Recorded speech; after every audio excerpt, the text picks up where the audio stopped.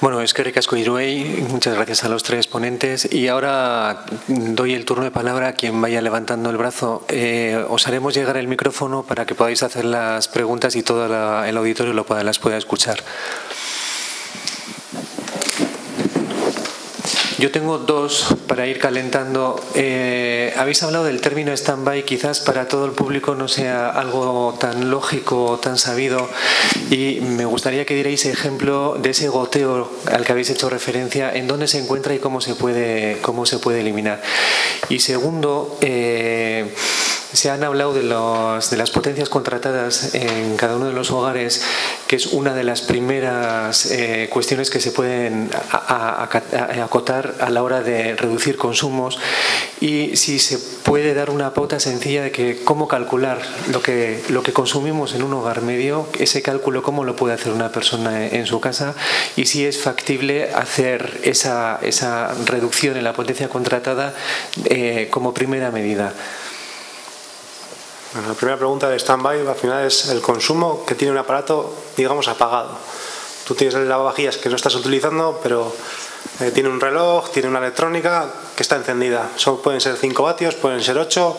Eso, cada aparato tendrá su lavavajillas, el microondas, el horno. Cada uno tenemos ahí un relojito, la tele también, como es electrónica, y queremos darle al botoncito clic. No es un botón como el de antes, que metías 1 centímetro al dedo y ahí metías la corriente, digamos, ahí es el clic. Hay un transformador que está ahí trabajando para que cuando vayas tú, clic, se encienda. Pues eso todo es stand-by. Ese consumo que tenemos sin usarlo, digamos. No estamos bebiendo agua, lo estamos tirando. Y luego la potencia contratada, ¿Y cómo se podría reducir? Reducir es poner regletas, desenchufar el aparato, las regletas con un interruptor, es lo más típico. Luego hay unos aparatos que igual Pello nos puede explicar, que me los ha enseñado antes, que mejor que lo explique él. Y luego la potencia contratada máxima, pues yo creo que la vía es poner un contador de estos, tenerlo un mes, hacer tus pruebas, y en el gráfico te lo dice claramente, porque al final es el consumo simultáneo. Entonces yo tengo un horno, tengo un lavavajillas, pero si los quieres encender a la vez porque no tienes horas en el día, los quieres poner todo a la vez, no se puede dar. O sea, no es por aparato, es por uso de cada uno. Entonces lo mejor es poner un aparato de estos y que nos lo chive él. Bueno, como Alberto me ha mencionado, eliminar los stand-bys, lo más importante es saber dónde están, ¿no? Para eso pues hay que dedicarle un poquito de tiempo, no mucho.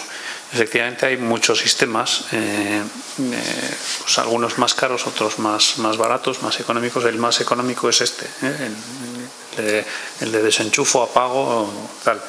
Entre las cosas que no ha mencionado Alberto, que también son stand-bys, porque son innumerables, está la cocina vitrocerámica. Una cocina vitrocerámica con el piloto encendido está consumiendo.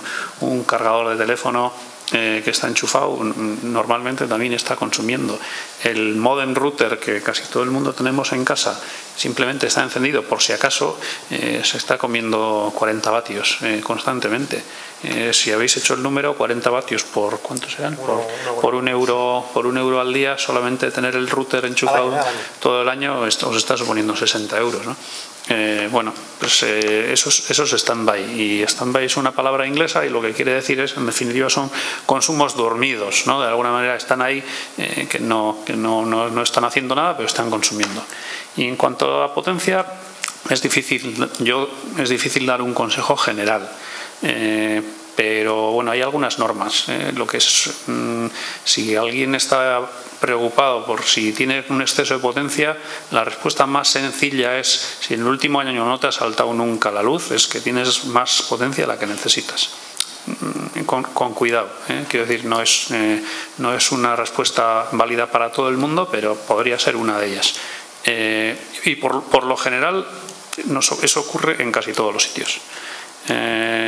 Igual Alberto tampoco ha hecho excesiva incidencia en el tema de la tarifa.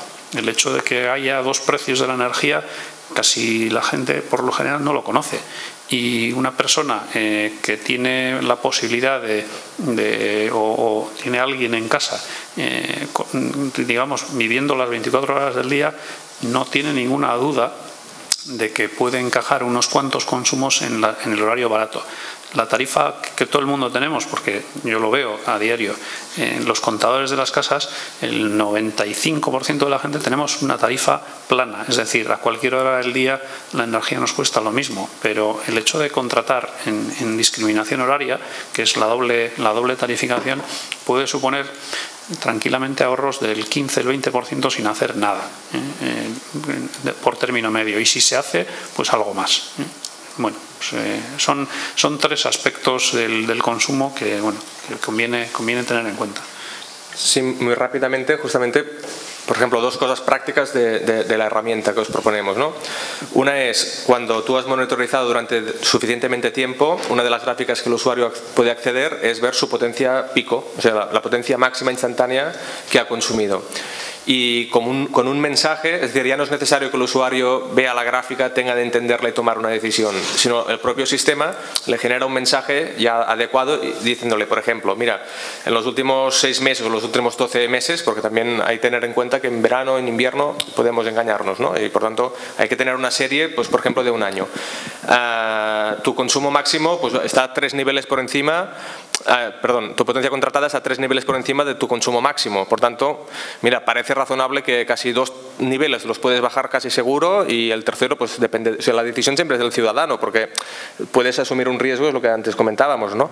Pero como mínimo le masticas el dato. Y lo mismo un poco con la discriminación horaria. Al tener la curva y ver horariamente con una resolución de minutos o de cuarto de hora tu consumo, el propio sistema ya te evita que tú como ciudadano tengas de hacer la lectura de si esto me convendría o no pasar, sino decir, mira, sin hacer nada, sencillamente contratando la tarifa nocturna, te hubieras ahorrado tanto o hubieras pagado además tanto, porque al final las horas que no son nocturnas son más caras y por tanto ha de haber esta información. Es decir, son cosas que tenemos de afrontar como ciudadano, y la plataforma pues de alguna manera hace el trabajo de interpretar lo que está pasando para dártelo ya preparado para que tú solo tengas de tomar la decisión, ¿no? Serían 2 ejemplos claros que pueden ilustrar un poco la filosofía. Galderarik. Bai, hor. Bueno, erdera zingoek gehiok ulertzeatik. Zuega izate potentzikin da blokez gehiago gutxigo abar, ezta? Eta, claro, nik dakit por experiencia, dakit kontrato daude de 1100 en 1100 vatios más. Bloques automáticos de 5 amperios, ¿no? De 5, de 10, de 15, 20, 25, etc. Orduan, por experiencia, sabes, un aparato eléctrico de, por ejemplo, un lavavajillas o una lavadora, el horno o tal, esos tienen el máximo consumo alrededor de los 2200, 2100 vatios. Entonces puedes valerte pues para otras cosas, pero si pones a la vez, digamos, 2 cosas de mucho consumo, por ejemplo la lavadora o lavavajillas o lavadora o horno, etcétera, entonces sí te salta, por ejemplo con 3300, pero mínimo por lo menos tienes que poner, hoy en día en cualquier casa tiene su lavadora, y tienes que poner mínimo de potencia 3300 vatios. Bueno, eso en Iberdrola, en Tolargui creo que es algo 3450 o no sé cómo es. Eso es distinto, la potencia contratada. Bueno, esa es una. Luego otra, quiero decir, ya que estáis aquí el Ayuntamiento y la Diputación o por medio, a ver si empecéis a ahorrar en los alumbrados públicos, etcétera, etcétera. Porque, por ejemplo, el túnel que va de Amoroz a la rotonda de Leburu, o sea, a Leburu, están las lámparas, no, haría falta una tercera parte o cuarta parte. El alumbrado del Prado Grande de Tolosa también, pues está toda la noche encendida, no sé para qué. A ver si empezamos a ahorrar por ahí. Otra cosa quería preguntar también, a ver si las lámparas, estáis hablando de fluorescentes, vapor de sodio, vapor de mercurio, LED, etcétera. Los lámparas LED, a ver si son contaminantes o si consumen menos, etcétera. Eso es, nada más. Bueno, yo voy a responder por la parte que nos toca del ayuntamiento. Se me oye, ¿no? Por la parte... ¿Entzuten da? Bai. Sí. Bueno, cada año se invierten en Tolosa unos 50.000 euros en cambiar las luminarias y poner más eficientes. Y, ¿sabes? Y la gente recibimos un montón de quejas de que hay poca luz, de que no se ve. La gente pide más luz y entonces no, lo que no se puede hacer es apagar luz. Lo que estamos haciendo es todos los años, y con ayuda normalmente de la Diputación, lo que se hace es todos los años cambiar, todo es imposible, pero todos los años cambia farolas y pone LEDs más eficientes. En Triángulo se ha hecho en Amaroz. Y bueno, cada año en un barrio. Cada año unos 50.000 euros. Está muy bien. Pero esas dos cosas no las hay. No se pueden hay que apagar. quitar lámparas y apagarlas. Bueno, en cuanto a la parte de potencia que has comentado, es verdad que la potencia de nuestras casas no se puede poner en el valor que uno quiere. O sea, no puedes decir, yo voy a poner 2,95, no, ni 3,4 tampoco. Efectivamente va por tramos y bueno, el tramo es un tema técnico que como otras muchas cosas casi nadie entiende, pero bueno, tiene su explicación. Efectivamente es la multiplicación de la tensión, que hoy día en nuestras casas es 230 voltios, por la intensidad del limitador de potencia. El limitador de potencia normalmente a alguien se le ocurrió que tenía que ir en escalas de 5 en 5, no es exacto, depende en qué tramos va de más en más y en otros de menos en menos, pero en los rangos en los que nos movemos nosotros, que es los 4 kilovatios más menos 1, se mueven en rangos de 5 amperios, con lo cual 5 amperios multiplicados por 220 sería 1,1 kilovatios. ¿Qué ocurre? Que hoy día Iberdrola dice que su tensión no es 220, sino que es 230. Entonces el tramo no es de 1,10, sino que es de 1,15. Entonces pasamos en los contratos antiguos de tener 3,3, 4,4, 5,5, que son valores casi hasta entendibles, a tener valores de 3,45, 4,6 y 5,75. Que empiezan a ser valores un poco más raros. Entonces, solo nos podemos mover en ese rango a día de hoy. No sé si esto cambiará, debería, con el tema de los contadores inteligentes, pero de momento no tiene pinta de que todo lo que beneficia al usuario parece ser que se está quedando en última posición. Entonces, no hay manera de contratar otra potencia. ¿Cuál es la potencia que necesita cada uno? Depende de cuántos vivan en casa, sobre todo. Yo creo que una persona que viva sola se puede apañar con 2,30 kilovatios. Se puede apañar, no digo que viva de puta madre, perdón, pero se podría apañar. ¿Cómo? Pues poniendo una cosa cada vez. Al final, la potencia contratada lo que te permite es gastar más o menos en el mismo instante, ¿no? O sea, si tú, como bien ha dicho el que ha hecho la pregunta, pones lavavajillas y la lavadora a la vez, con 2,3 kilovatios no haces ni de broma. Con 3, mira, os voy a decir, yo tengo 3,45 contratado en casa y pongo la lavadora y las lavavajillas a la vez. ¿Qué ocurre? Que no calientan el agua en el mismo momento, por lo tanto no me salta la luz. Bueno, pues es una cosa que se aprende haciendo, ¿no? Si no los pongo a la vez, me puede saltar, porque igual coincide el calentamiento del agua y entonces sí, porque efectivamente cada uno vendrá a gastar como 2 kilovatios, 2 más 2 son 4, que es más que 3,6, luego plaf, el vigilante de Iberdrola salta. Cuando hay mucha gente en casa, eso es más difícil de controlar, pues porque no hay más remedio que cocinar y hacer las lavavajillas a la vez, o no hay más remedio que... Entonces, es más difícil y hay que tener algún tipo de control que te evite poner demasiados cacharros a la vez. Pues un lector de estos puede ayudar. Si cuando ves que en el lector está marcando más que 3,6, dices, algo tengo que apagar porque si no va a saltar. El salto no es inmediato. Cuando tú estás consumiendo 4 kilovatios y tienes contratados 3,6, no salta inmediatamente, porque el control es un elemento térmico que se va calentando con el exceso de consumo y salta a la de X tiempo, ¿no? Pero si tienes un control que lo puedes ver o te está avisando, hay de todo, bueno, pues te puedes apañar y dices, por si acaso ahora voy a apagar lo que sea que puedas apagar, porque si no me va a saltar. Y si no quieres eso, pues contratas más potencia. Pero bueno, estamos hablando siempre de que cuántas gentes estamos viviendo en esa casa y qué podemos controlar y qué no. Por eso es lo que he dicho antes, que es muy difícil dar una respuesta general y que si no nos ha saltado nunca la luz es que no tenemos ningún problema. Han preguntado también sobre las luces LED. Bueno, en el caso, esta sería la típica pregunta que se podría hacer en el foro, ¿no? Y que alguien podría contestar. En este caso, la LED justamente la ventaja que tiene es que es electrónica, ¿no? Y por tanto los componentes pues son los mismos componentes que podemos encontrar pues en una placa electrónica de cualquier otro elemento, a diferencia de las de bajo consumo que sí que pues tenían un grado de contaminación más alto. Justamente las LED yo pienso que se están consolidando como, bueno, aún están a un precio un poco alto, pero realmente yo en casa he probado alguna y es que son tremendas, porque la calidad de luz es buenísima y consumen francamente muy poco, ¿eh? Y por lo tanto yo mi experiencia como ciudadano es que son correctas. Desde un punto de vista ambiental, pues al ser conversión electrónica y no ser resistiva, pues evidentemente o inductiva, pues es altamente eficiente y no sé si ustedes tienen experiencia o no en hacerlas, pero la verdad es que en pocos años los precios han caído bastante y empiezan ya a ser alternativas muy muy interesantes. A mí me encanta la luz LED. ¿Cuánto cuesta el aparato de colocar? Precio...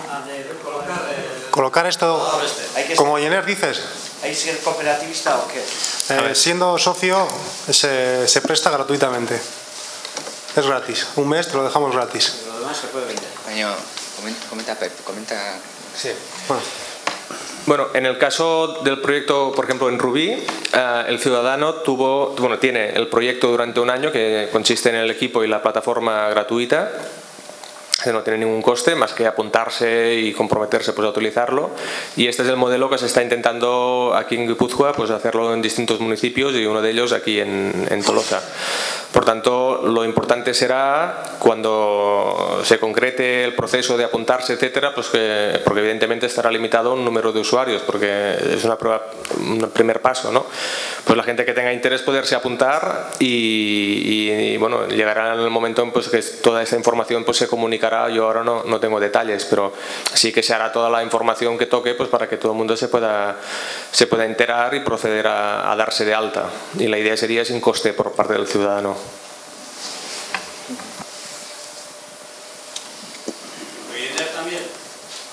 Goyener lo que hace a los socios, como somos una cooperativa sin ánimo de lucro, en estos momentos no podemos invertir en placas o en producir energía, que es nuestro objetivo, pues estamos invirtiendo en lo que es asesorar y que el socio gaste lo menos posible y que ahorre lo máximo posible. Entonces lo que hicimos en el 2013 fue hacer una inversión en estos aparatos, los estamos prestando, los resultados los habéis visto, y lo único que hay que hacer es solicitarlo a la comercializadora. Nos ponen en contacto con el grupo de metering y cuando os llegue el turno, que hay listas de espera de 2, 4, de 6 meses según en las zonas. ¿Con Alberto en concreto? Sí, bueno, conmigo y con alguno más, pero bueno, pues os los prestamos y es eso, un mes de prueba.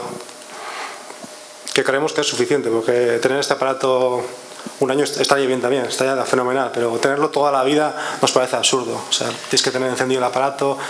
Es medir y cuando ya tienes medido, pues ya está. Yo tengo uno en casa, lo compré y lo tengo. Antes tuve la ocasión de probarlo con Goyener y me gustó y por eso me lo compré y me lo instalé yo. La instalación es sencillísima, Bueno, ahí se ha visto muy rápido unas fotos, no tiene ningún secreto. Bueno, el mío tiene la particularidad que cuando paso de la potencia contratada empieza a pitar. Bueno, pues un poco... lo he puesto yo, o sea, no es obligatorio, pero ayuda. Sin más.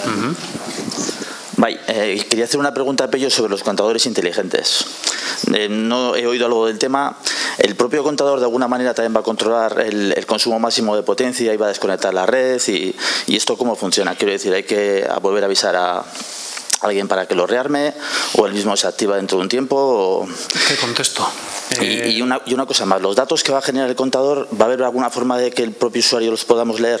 Quiero decir, mediante algún dispositivo, no sé.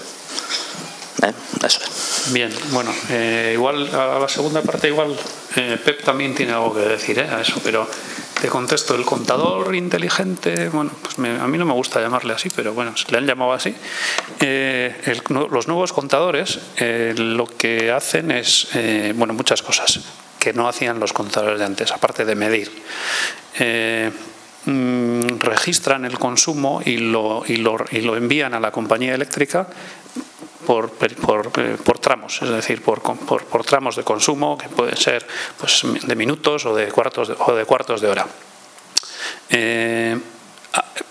Esa vía de comunicación que tiene el contador es la propia red eléctrica, o sea, transmite información a través incrusta información dentro de las ondas de electricidad y los concentradores que hay en las subcentrales eléctricas los interpretan y los mandan vía un módem a través de Internet a una central de Iberdrola. Eso es como la comunicación de Internet, o sea, solamente que se da a través del cable eléctrico, ¿no?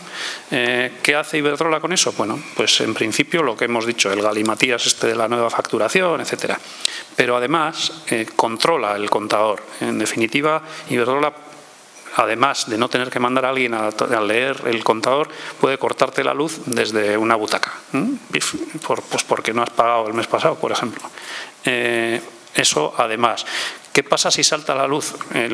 Los actuales controladores que tenemos en la entrada de casa, bueno, está pasando de todo. En general los están eliminando. En general. Hay en algunos casos que los dejan como elemento de seguridad, pero en general se eliminan y se deberían eliminar en concreto. ¿Por qué? Porque el control de potencia ahora lo va a tener el contador. El contador es el que te va a vigilar para saber si estás gastando más de la potencia contratada o menos. Eso, bueno, también tiene otras muchas implicaciones que no quiero entrar. ¿Qué pasa cuando salta la luz? En principio es lo mismo que ahora. Tienes que cortar la carga y el contador detecta en ese momento que el consumo se ha eliminado y hay que dejarlo unos segundos para que el rearma, tú vuelves a levantar el interruptor general y vuelves a tener luz. Bueno, no se sabe, pero eso es así es como funciona.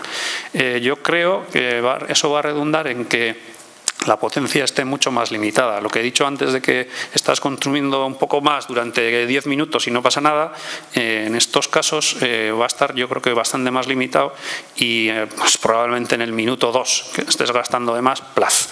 Bueno, eso es la sensación que tengo porque todavía no tengo la experiencia, pero me temo que será así. Y a la otra parte que has preguntado, creo que Pep igual tiene algo más que decirte en cuanto a la información que da o que podría dar o que debería de dar. Que no, hay muchas preguntas ahí. Hay una normativa que establece los requerimientos mínimos obligatorios que han de cumplir los contadores. Y dentro de los mínimos no está previsto en los T5, que son los residenciales, que haya ningún puerto de comunicación directo que tú puedas conectar.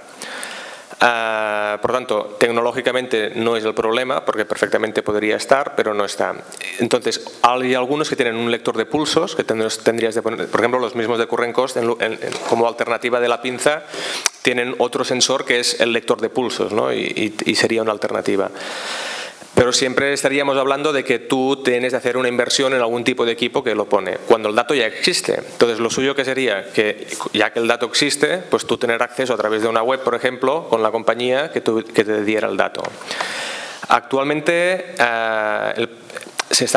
me consta que se están trabajando en ver cómo, porque claro, quien coge el dato, eso no lo hemos explicado, es la compañía distribuidora.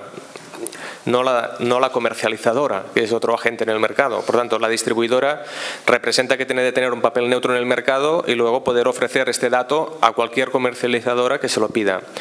Y el proceso en comunicar este dato hoy en día no está establecido.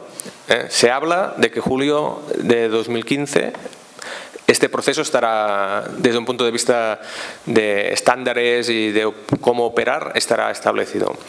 En el momento en que esto sea así, en teoría, como ciudadanos tendremos un acceso vía web a la compañía distribuidora que probablemente nos tendrá de dar el dato. Pero a mí no me consta a día de hoy qué dato va a ser este. ¿Qué dato va a ser y si es el dato del mes pasado o es el dato de esta hora o es el dato de ayer, ¿no? Por tanto, hay una total, un vacío legal total ahora que impide dar respuesta a esto. Y esto es especialmente pues, chocante cuando, por eso al principio de la charla he hablado un poco de la parte esta un poco más pesada de la legislación, ¿no? Pero tenemos el derecho de que el dato lo tengamos de alguna manera. Por tanto, aquí una vez más pues hay un conflicto de intereses, ¿no? Y bueno, pues cada uno tiene que hacer lo que crea a conciencia que debe hacer, ¿no? Yo sí que quería comentarte, yo como experiencia personal tengo puesto el aparato ya el nuevo y tengo el ICP colocado porque le dije que no me lo quitaran. Entonces, a mí me salta antes el ICP que el contador de abajo, ¿vale? Como experiencia personal. Salta antes el ICP que el contador. Y segunda experiencia, el aparato en principio no te da más que el consumo total. Pero bueno, si te descargas y es un poco salsero, te puedes descargar las instrucciones del aparato y ahí puedes entrar y ver sus submenús y menús, puedes ver la potencia que estás consumiendo instantánea, puedes ver potencia máxima, también te la registra, tienes ahí unas cosillas que puedes salsear, pero ahí hay que... Y hay que bajar al contador, claro. Hay que bajar al contador, claro, hay que bajar y darle al botoncito, pero hay menús y puedes buscar información a través de internet. Bai, galdera bat dago.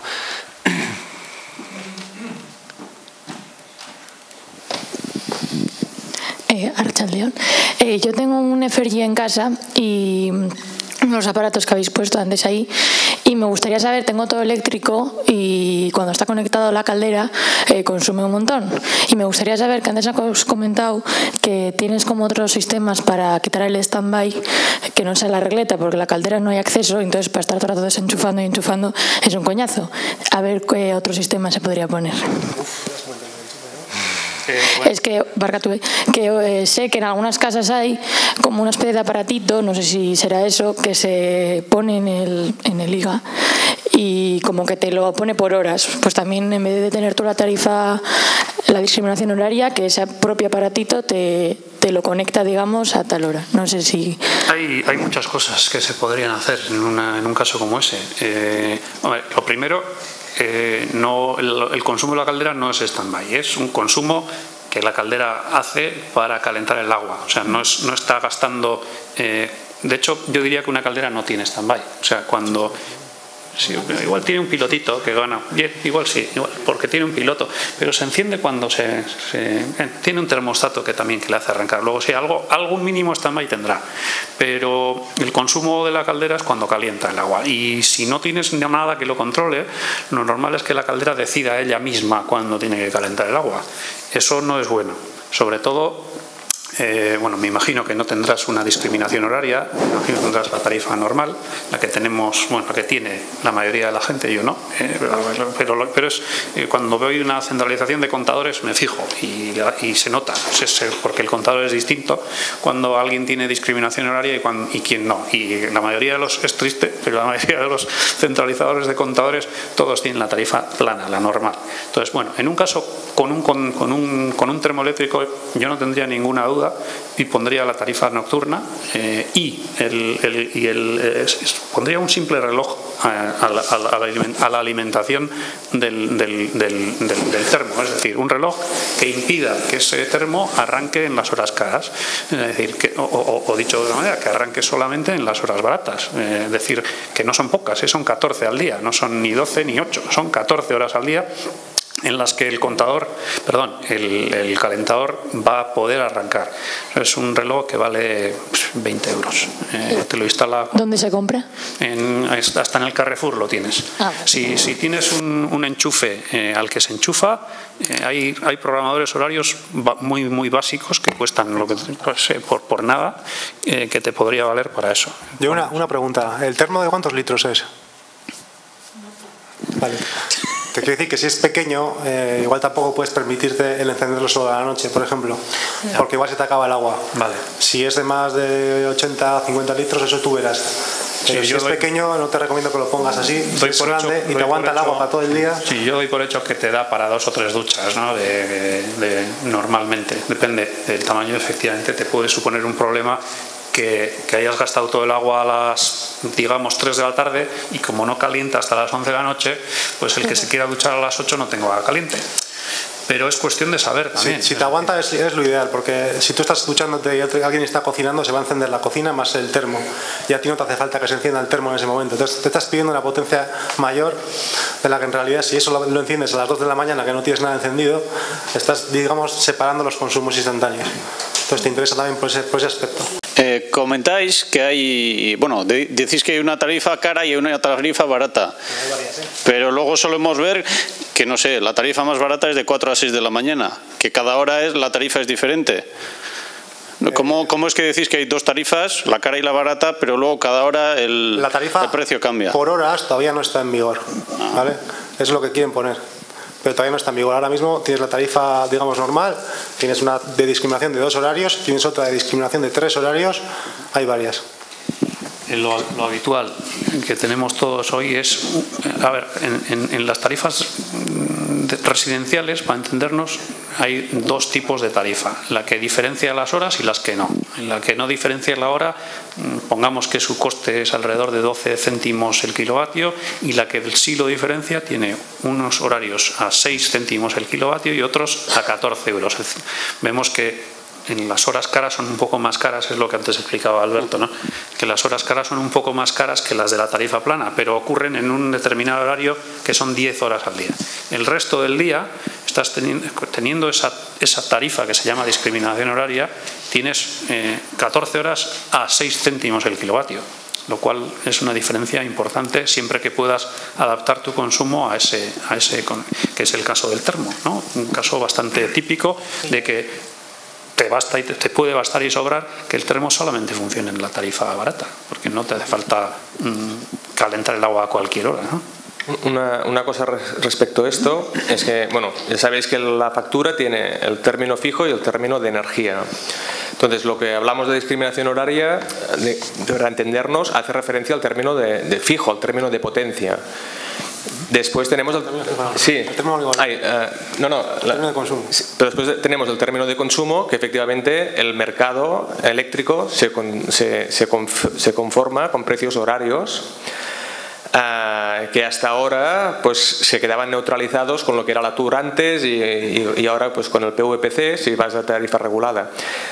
Y aquí la gente que tenga tarifa regulada con precio horario, esto es un lío tremendo, que teóricamente es desde julio de este año, se le va a aplicar un precio horario del término de energía.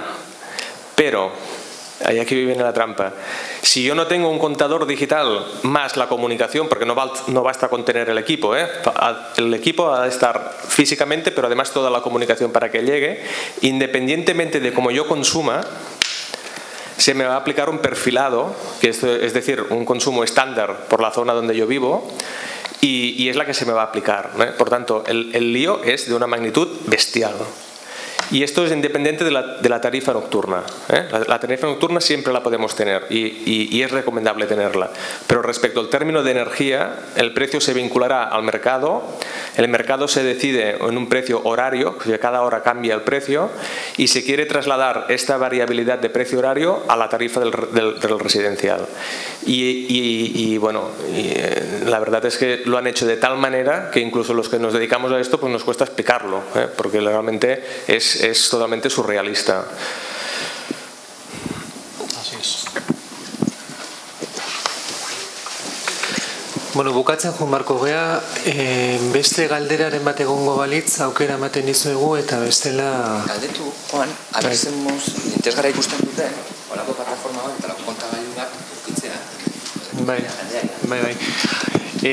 Aukeran komentatu dugun bezala Tolosako udalak eta Foru Aldundiak, Gipuzkoako Foru Aldundiak interesa handia dauka horrelako esperientzi batean menen herrian ere abian ipintzea da aipatutako kontagailoen inguruan eta horretarako familia voluntarioak edo eskatuko dira.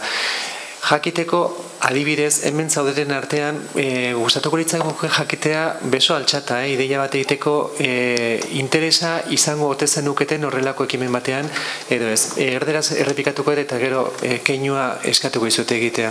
Comentábamos que teníamos interés desde el Ayuntamiento de Tolosa y también por la iniciativa que se va a desarrollar conjuntamente con la Diputación Foral de Guipúzcoa en trasladar la experiencia piloto pionera que ha hecho Rubí en la provincia de Barcelona y saber en este auditorio, los que estáis, ¿quién podría tener interés sin que ahora os comprometa nada? Simplemente es una consulta a bote pronto para saber si habría familias voluntarias para participar en una experiencia de este tipo de instalación de contadores y mejorar los consumos en cada uno de vuestros domicilios.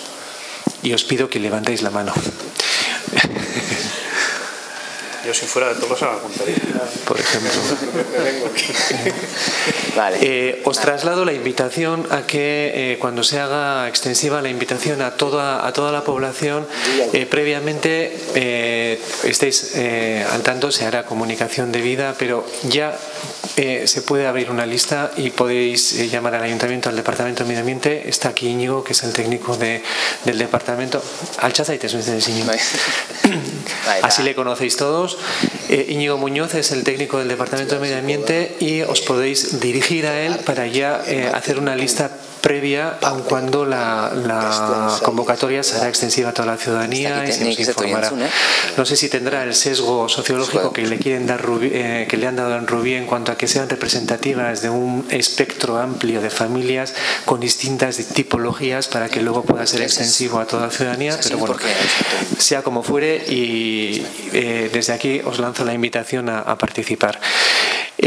Bukatzeko, gogorarazi nahi dizuet biharko. ¿Querías decir algo, Pepe? No, yo. Marque. Un poco me suele gustar contar un chistecito muy rápido relacionado con lo último que ha dicho Pep, y se suele contar en el mundillo energético, ¿no? Te dice, son dos personas que están hablando y dice uno, ¿te han explicado el sistema eléctrico español cómo funciona? Y dice el otro, sí. ¿Y lo has entendido? Y dice, sí. Y dice, bueno, entonces es que te lo han explicado mal. Bueno, komentatzen eginen bezala, bihar jardunaldiekin jarraituko dugu, inguru bat egongo da baita ere, eta gaia izango da batez ere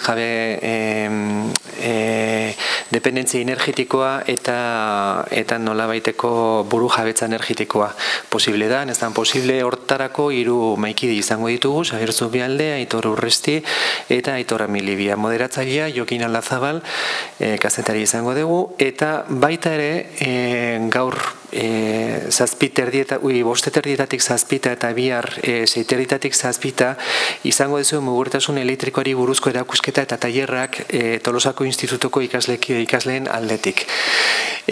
Para finalizar, recordaros que mañana continúan las jornadas, habrá una nueva mesa redonda que estará que tratará el tema de la dependencia energética y la soberanía energética, dos cuestiones muy en boga y en las que puede haber un interés especial, a la que están invitados Xabier Zubialde, Aitor Urresti y Aitor Amilibia, con amplia experiencia, y el moderador cambiará, mañana será Jokin Alazabal.